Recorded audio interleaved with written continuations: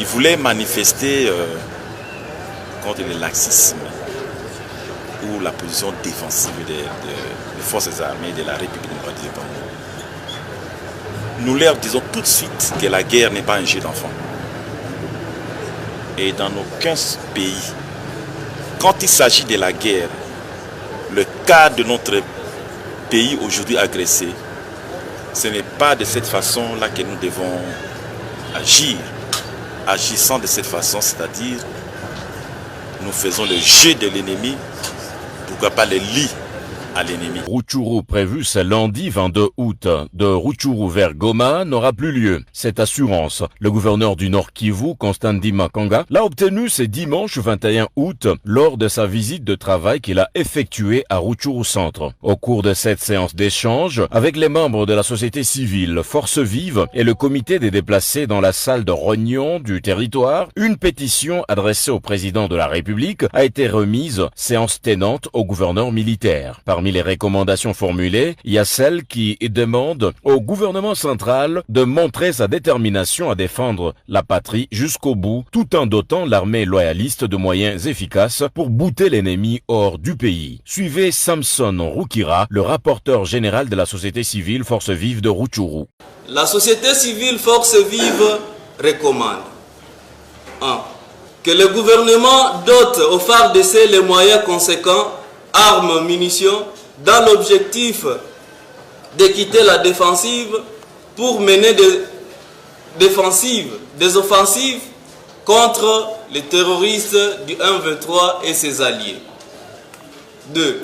Aux Nations Unies, l'Union européenne, l'Union africaine, EAC et SADC, de diligenter en urgence une enquête sur les crimes perpétrés par les M23 et ses alliés, le Rwanda et l'Ouganda, de ne pas se limiter sur les simples condamnations, mais de prendre des sanctions contre les dirigeants rwandais et M23 qui font des discours de propagande et font la guerre d'agression contre la RDC, un pays souverain, en violation de la Charte des Nations Unies, les statuts de Rome, j'en passe.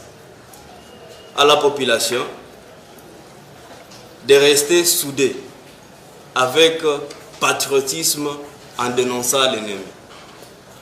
De ne pas céder aux intimidations des terroristes et de rester confiante à son armée.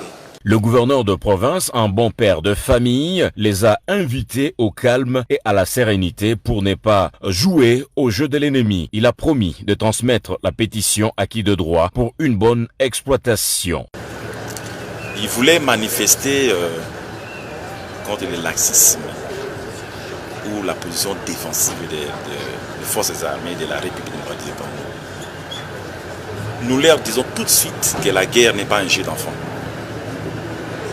Et dans aucun pays, quand il s'agit de la guerre, le cas de notre pays aujourd'hui agressé, ce n'est pas de cette façon-là que nous devons agir. Agissant de cette façon, c'est-à-dire nous faisons le jeu de l'ennemi, pourquoi pas le lit à l'ennemi. Il faut être, ne prenons pas comme un champ de jeu. La guerre, ce n'est pas un jeu d'enfant. La guerre, ce n'est pas le football, le match de football, où vous avez des acteurs sur le terrain et aussi les spectateurs. Un spectateur peut dire, si j'étais à sa place, j'allais mettre seulement ma tête pour marquer. Ce n'est pas facile. Peut-être que celui qui est cet acteur-là sur le terrain, vous ne savez pas ce qu'il a comme problème dans son corps. Et ce n'est pas facile. C'est pourquoi je viens dire à notre population, à mes compatriotes de Rutshuru, de rester calme et surtout à la retenue pour ne pas faire le jeu de l'ennemi. Voilà. peu avant, il s'est adressé à la population déplacée en territoire de Rutshuru. C'est en début d'après-midi que l'autorité provinciale a quitté Rutshuru pour Goma, accompagné de ses 2 conseillers, le général de brigade Sylvain Ekenge, le général en retraite Mayala, ainsi que John Banyene de la société civile Nord Kivu et Mambo Kawaya. Il y a un problème.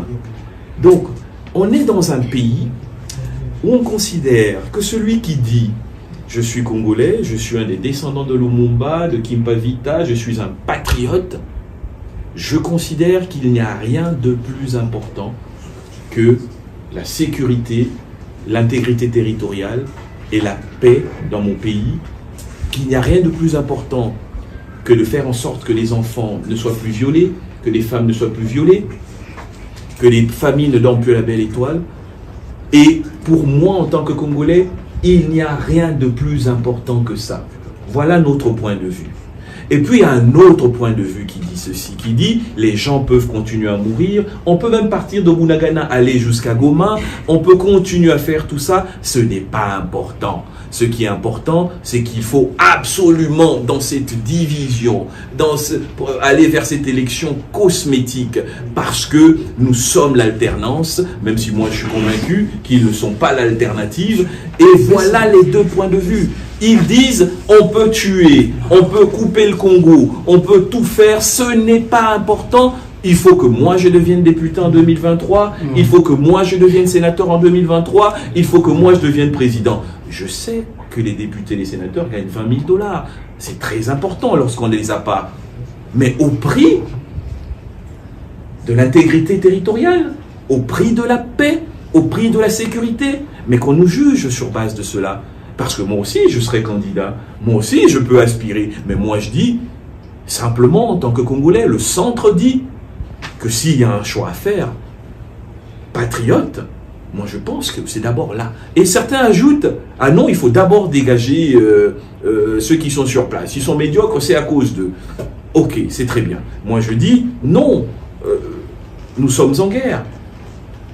Ce n'est pas en handicapant le processus de neutralisation de nos ennemis et en nous battant entre nous que nous serons plus forts. Mais si vous pouvez être aussi efficace au sommet, pourquoi dans le cadre d'un consensus, au nom de la patrie, vous le seriez moins?